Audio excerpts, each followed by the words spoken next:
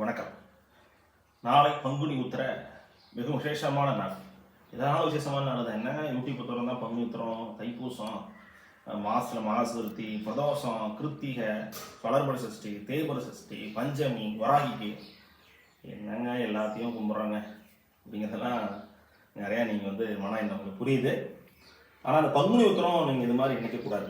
பங்குனி உத்திரமும் தைப்பூசமும் இது ரெண்டும் ரொம்ப விசேஷமான, அதாவது மிகுந்த இறை அருள் பொருந்திய நட்சத்திரங்களாக இந்த உத்தரமும், பங்குனியில் வரக்கூடிய உத்தரமும், தையில் வரக்கூடிய இந்த பூசமும்.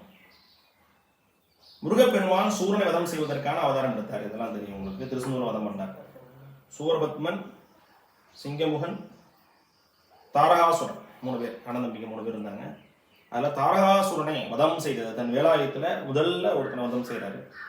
ரொம்ப பயங்கரமான ஒரு அபிவிருத்தியாக வீரபாகு, வீரகேசரிலாம் பயங்கரம் போட்டு எல்லாம் அவங்கள அசால்ட் பண்ணுறான்.